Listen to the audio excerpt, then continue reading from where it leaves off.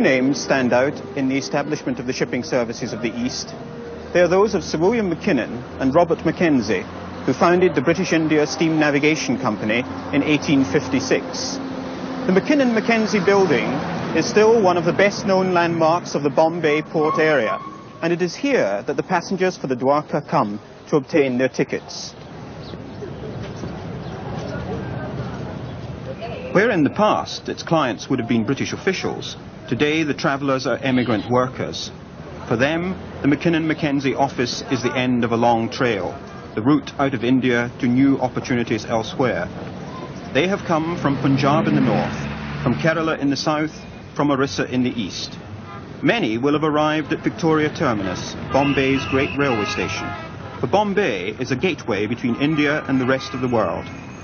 Teeming millions gravitate to this city in search of new means of survival. India's greatest export has always been men. In the British period, a flood of people left for other parts of the empire. They are still leaving. Now the poor, overpopulated third world offers labour to the wealthy, underpopulated fourth world of the oil-rich states of the Arabian Gulf. That is why the last British passenger ship in the east survives. Dwarka carries up to 1,000 migrants to the Gulf on each voyage. She picks up 500 here in Bombay and another 500 in Karachi. Many have spent a lifetime saving, securing visas, paying agents, buying their tickets. Some of the migrants will have already paid extortionate sums. There are perhaps more sharks on land than in the sea. Most of the passengers will be away on 2-year contracts and will leave their wives and families behind until they have made satisfactory arrangements for their dependents to join them.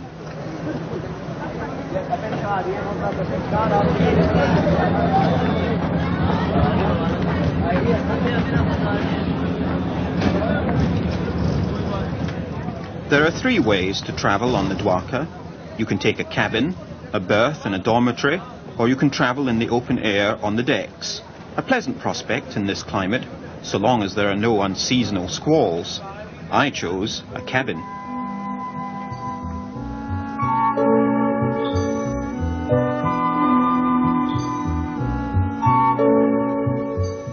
For Dwarka's passengers, an uncertain future is perhaps lightened by a present sense of adventure. But for family and friends, there is only the sadness of parting.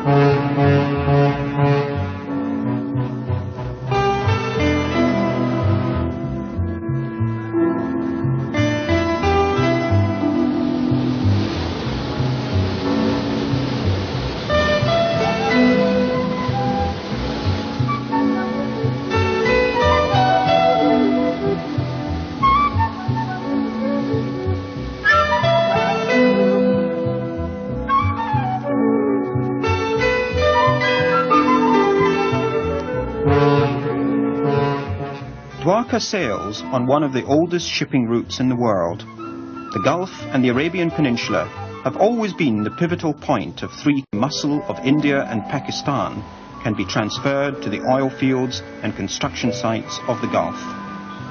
Dwarka's passengers see reminders of the past. Dhows, the traditional Arab vessels which have dominated the shipping of the area for 2,000 years, still make voyages from the Gulf to India and even to East Africa. Apart from dhows, Dwarka is the most economical means of travel, and so, in this climate, the passengers are happy to arrange themselves around Dwarka's decks. Families stake a claim to a piece of deck, and life goes on as normally as possible in this strange new environment.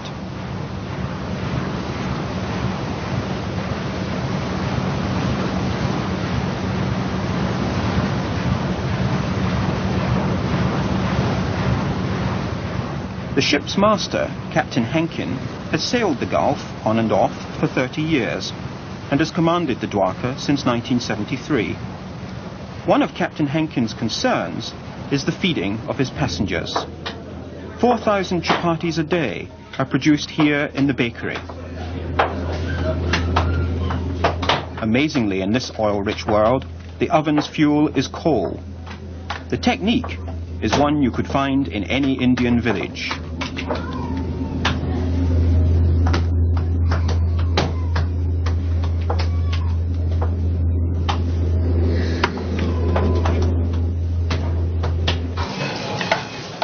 There are several galleys for vegetarians and non-vegetarians. In the galley for cabin passengers, all tastes, including Western, are catered for. The chief cook, his galley staff, and all the stewards come from Goa, the ex-Portuguese colony on the Indian mainland.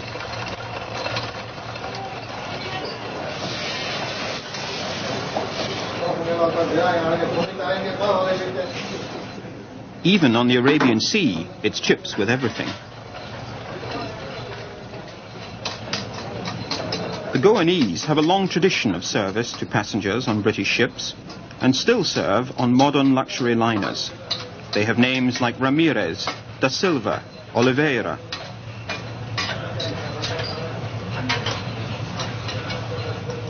Mass catering for 1,000 passengers is perhaps rendered easier when the preferred food is curries.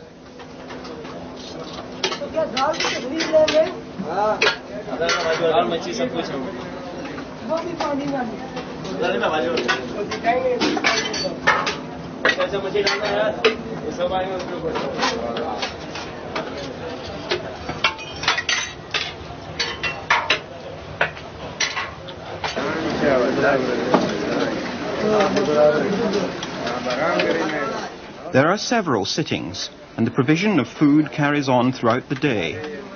Some eat below decks, but most prefer the pleasures of eating under cloudless blue skies.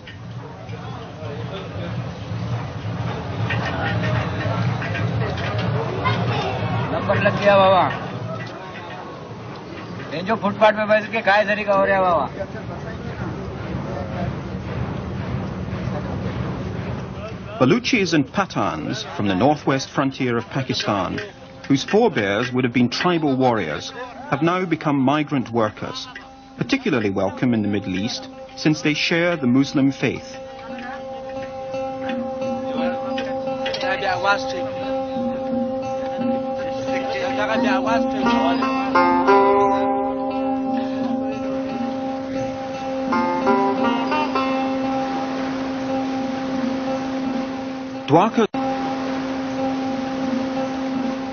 Dwarka's first landfall in Arabia is a beautiful one. Oman is the gateway to the Gulf, and Muscat, the capital, is set among mountains, islands and fortifications, for this has always been a strategic place. Here, the population once eked an existence on the edge of the desert, by trade and by piracy. Now, as elsewhere in the Gulf, traditional rulers have had to turn themselves into technocratic masters of states whose power and wealth are out of all proportion to their size. Until 1970, Oman had barely entered the 20th century.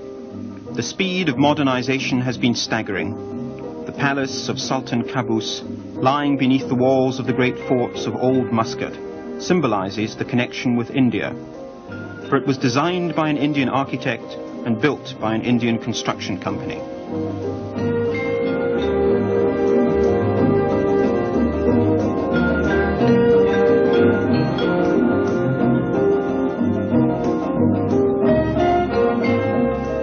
Sultan Qaboos has so far ridden the tiger of modernization successfully, but across the Gulf, the Shah has fallen. The rulers of the Gulf states work hard to ensure that this does not herald the sunset of their traditional rule.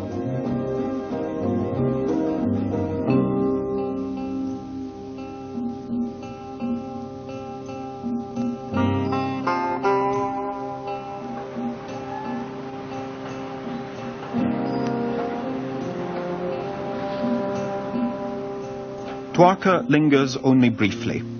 She sails again into the night, setting her course for the Strait of Hormuz, the most strategic channel in the world. Soon she will pass from the Arabian Sea into the Arabian Gulf. Captain Henkin enjoys the challenge of this route so much that he spends more than a year at a time with the Dwarka before returning to his home in England.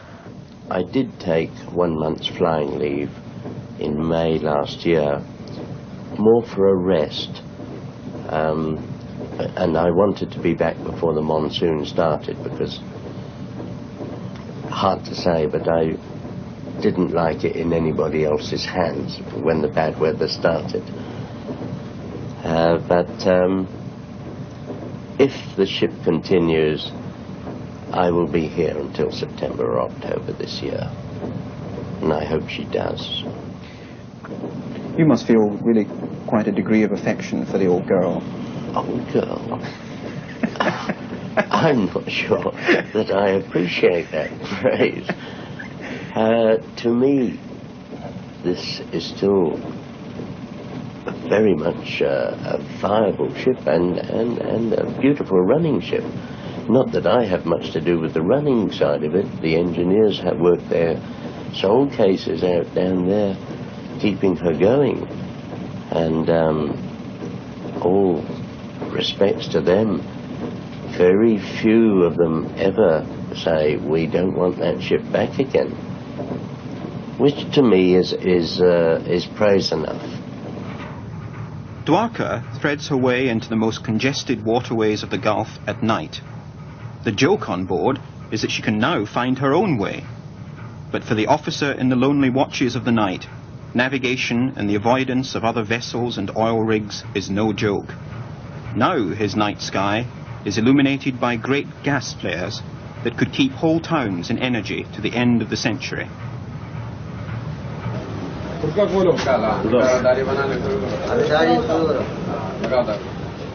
Dwarka's passengers have... Dwarka, Kuwait Harbour.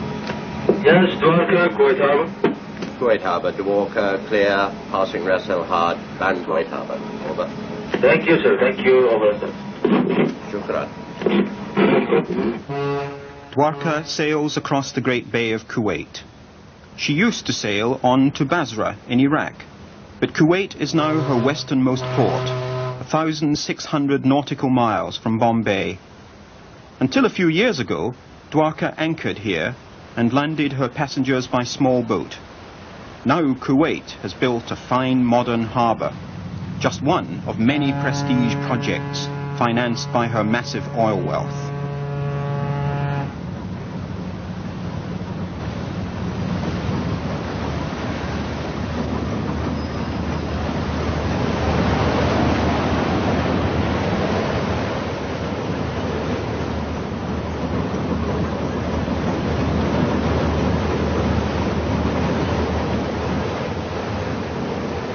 The migrant workers look out on what is perhaps the most prosperous of all the Gulf states. Certainly, the population here enjoys the highest per capita income in the world. Hopes are high for their futures as part of the Kuwait economy.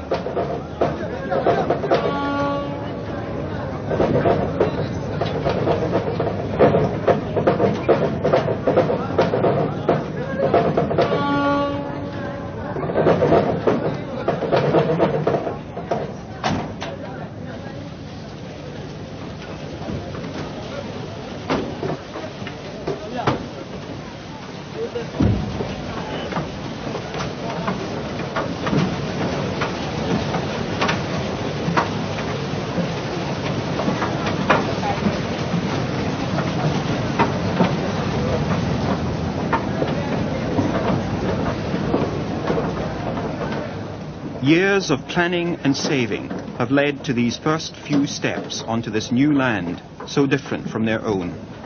Ahead lies their first disappointment. Some will be accommodated here. It is not much of an improvement on the dwellings they have left behind in India. They will occupy the poor homes which Kuwait villagers have left.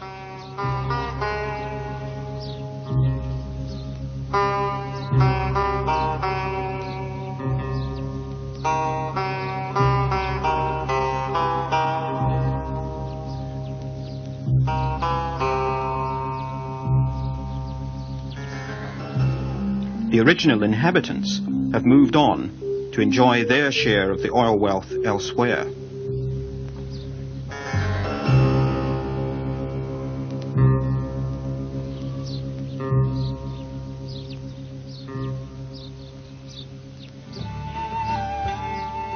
Where a few years ago there was only sand and the technology of ancient boat building, a great city has erupted.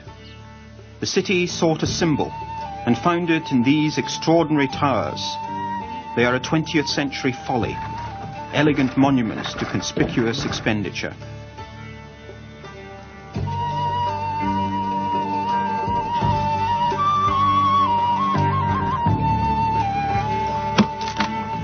Everywhere, new buildings soar into the Arabian sky. It has been a paradise for the construction companies, if not for the construction workers. Here, immigrants constitute 53% of the population. The city depends on them, but they are all birds of passage. Of the past, only the dhows survive.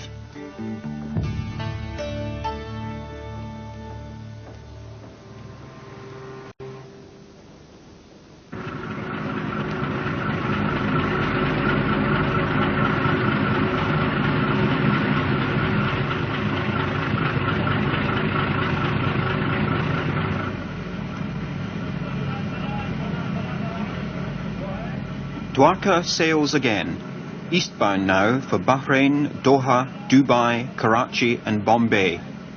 At each port, she will be picking up returning migrants, eager perhaps to be reunited with family and friends, but facing too an uncertain future.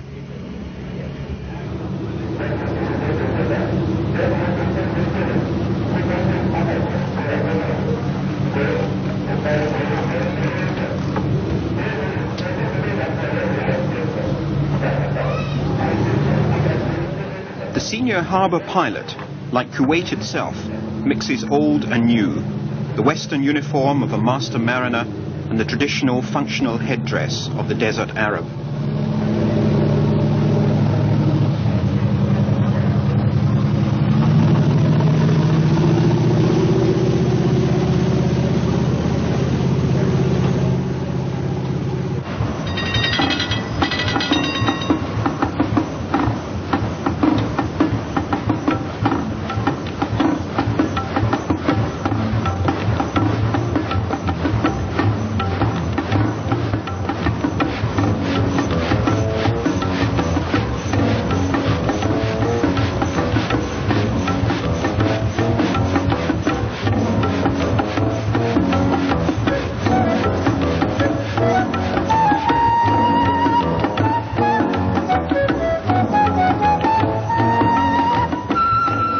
Dwarka's engine has been taking migrants home for more than 3 decades. It is a 10-piston, 5-cylinder Doxford diesel, but fires burn in her Scotch boilers, and light, refrigerators and winches are all run from auxiliary steam.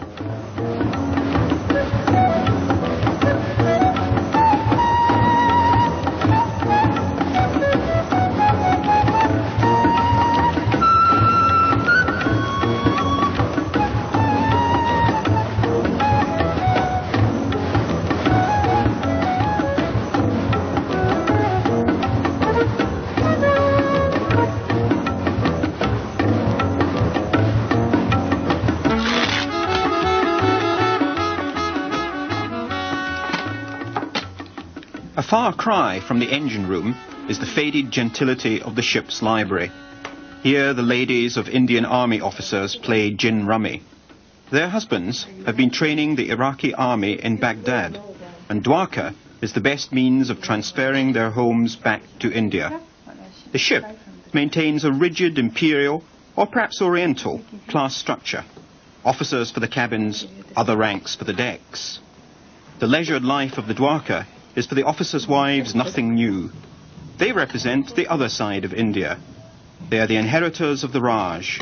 They have played cards in 100 stations, while their husbands carry on the Sandhurst traditions of the Indian Army.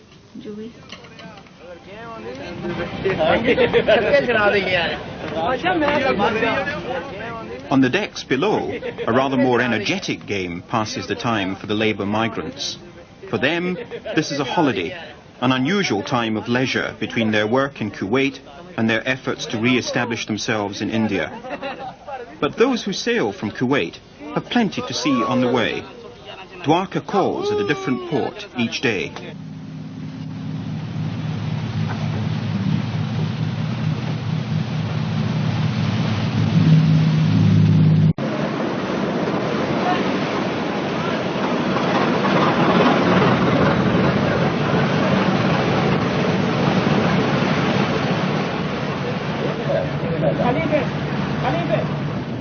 Bahrain is the oldest of the oil-producing states. Now her oil resources are severely depleted and her economy is running down. But she is becoming the banking and commercial centre of the Gulf. She still needs migrants, and Dwarka carries the foodstuffs they require. It is a life support system for the expatriate Indians. If nothing else, at least their food will be familiar. India is the provider, not just of people, but also of the spices, the fruit, the tea that the desert cannot produce. Cargoes from Dwarka soon find their way into the souk. In many of the places in the Gulf, these markets have been swept away by modernity. But in Bahrain, the old souk survives, a rabbit warren of shops, stalls and money changers.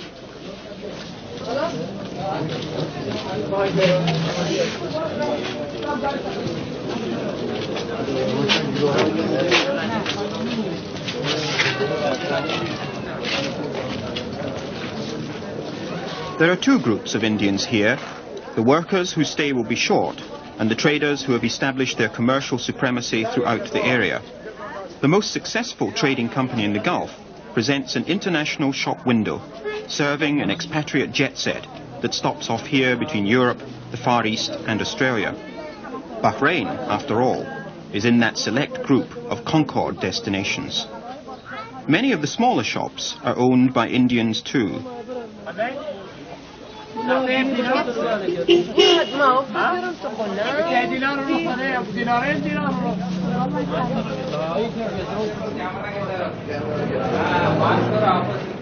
The post office, on the edge of the souk, is thronged with migrants, queuing to send their letters and postal orders back to the people at home. In this way, some of the wealth of the Gulf is transferred to the poverty-stricken subcontinent.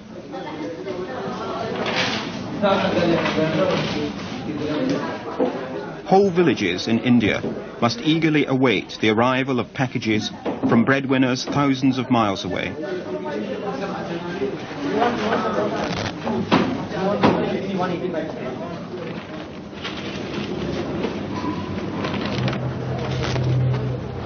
But some of the migrants are sending themselves home. Dwarka's holds fill with their baggage, much of it acquisitions that are tangible proof of their success in the Gulf.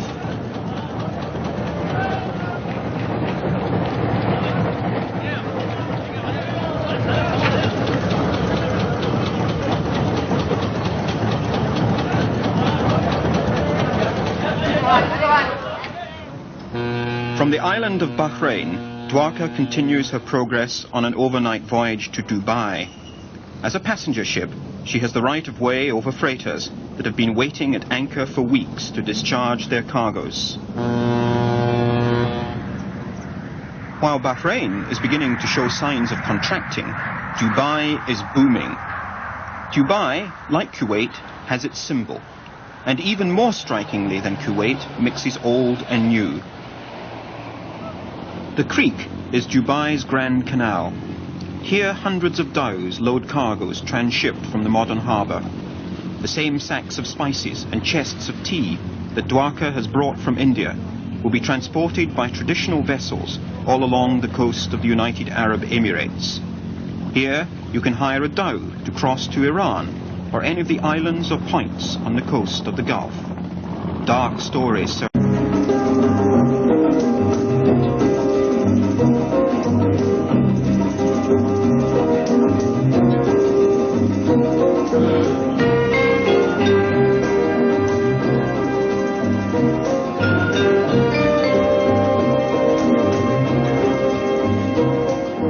Dwarka sails from the most impressive harbour in the Gulf.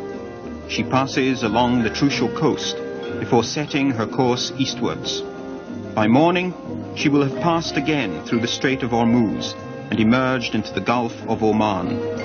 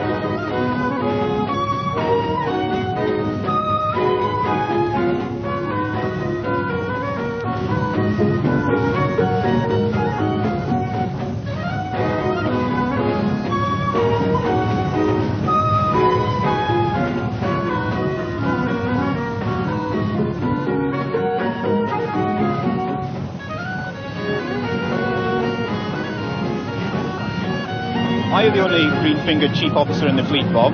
Well, so far as I know, there's been no reports and about ourselves of wavelength about it. Anybody else doing it?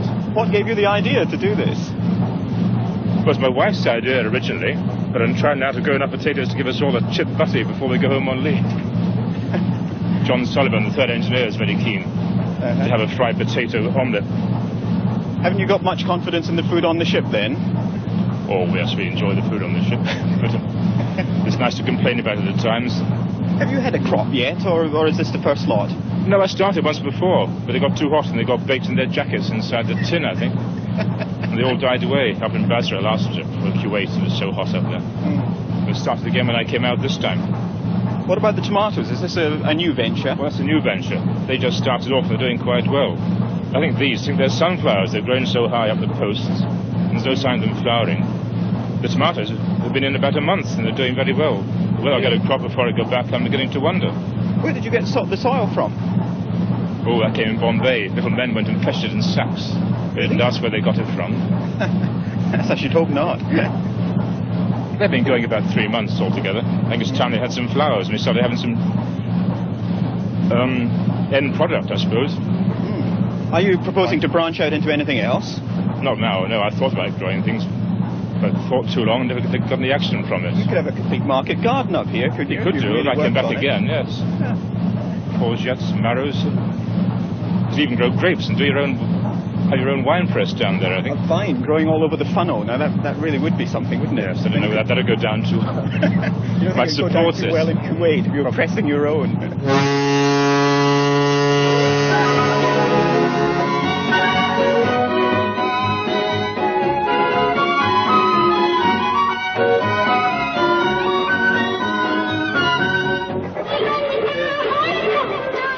Dwarka's passengers sit on the hatch covers with their newly acquired transistors, each tuned to a different station or playing a different cassette. They create a rousing cacophony, a mixture of tastes, Eastern and Western.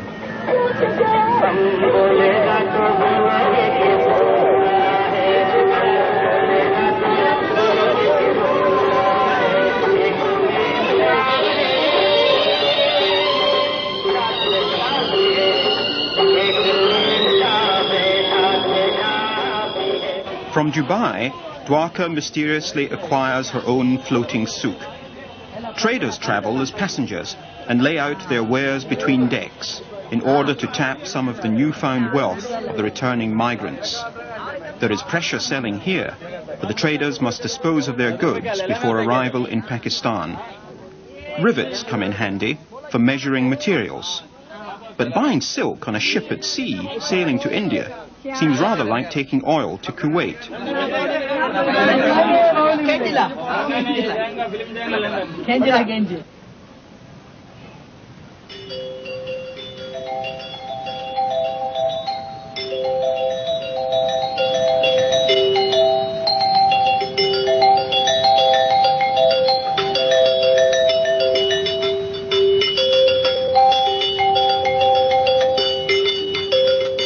morning heralds dinner on the upper decks. Cabin passengers these days are few and far between, but on this voyage the ship has picked up a number of intrepid Europeans finding an adventurous way to reach India. Together with the returning soldiers and their wives, they eat in style with the captain and the officers.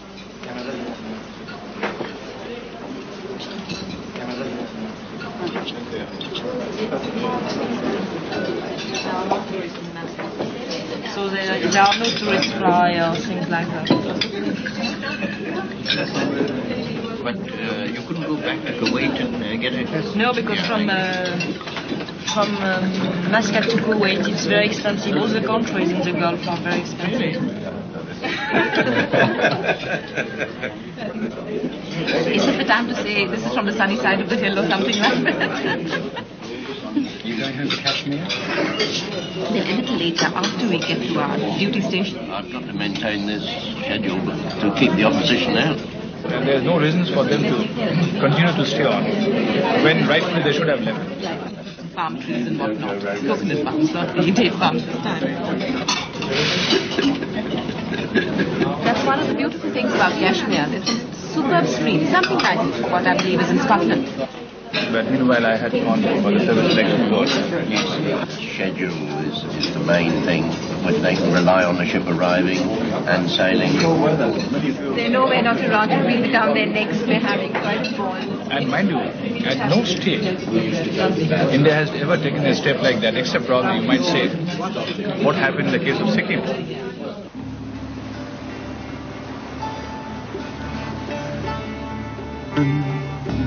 Dwarka's Muslim passengers find a vantage point to pray towards Mecca. Pilgrims, as Joseph Conrad called them, of a demanding faith.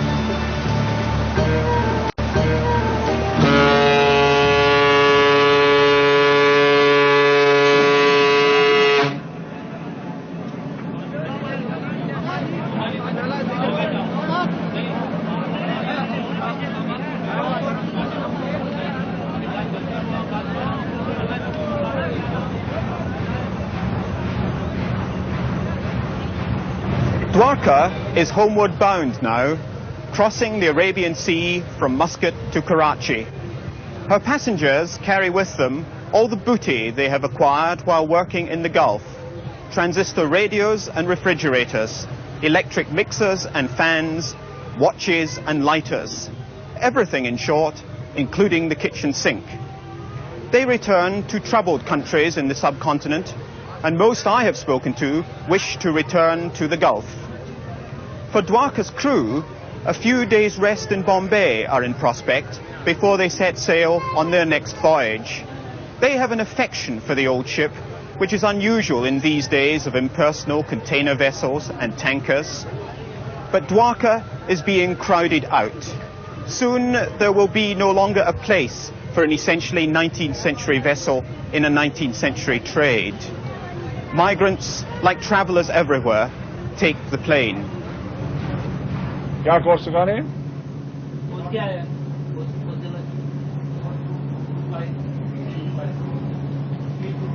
325.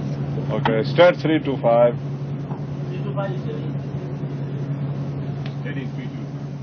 Dwarka threads her way up Karachi's busy anchorage. The ship is now under the command of a pilot from Pakistan. Kadero is attending us.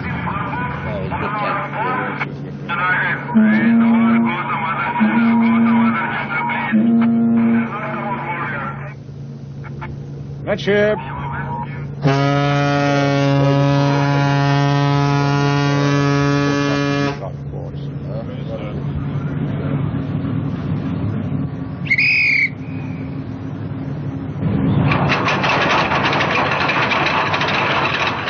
Many of her passengers prepare to disembark here. Porters line up in single file. At one time, they used to rush the ship to secure their customers.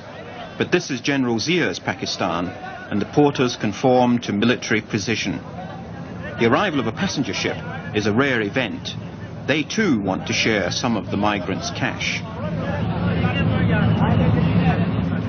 But there is little military precision about the disembarkation. For the passengers, a number of hurdles remain before their adventure is over. Their possessions have to be safely gathered together from the decks and holds of the ship. The customs line wait for their cut. Further long journeys have to be made by train to the far north and northwest of the country.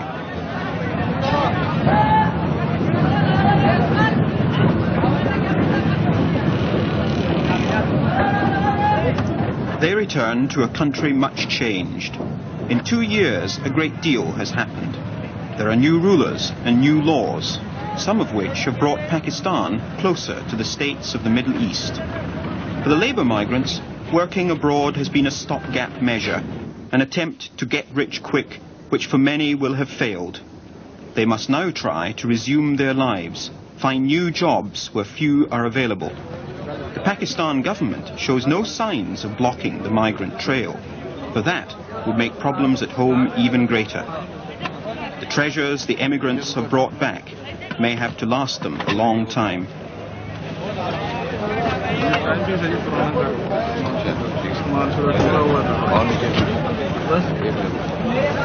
She is still cheaper than the plane, and she provides the opportunity to carry new possessions home. For some, the voyage has been the most memorable part of the experience. But the financiers of passenger shipping are balanced on a knife edge, and ships like Dwarka can never be replaced. As we arrive in Bombay, her sister ship, Dumra, which formerly shared the route with her, is towed off to the breaker's yard. That, today, seems to be the destination of all working passenger ships. The construction boom in the Gulf is over, so not even the labour migrant trade can keep the ships alive much longer. When Dwarka disappears, an era in shipping history will come to an end, and with it, the last British passenger service of India.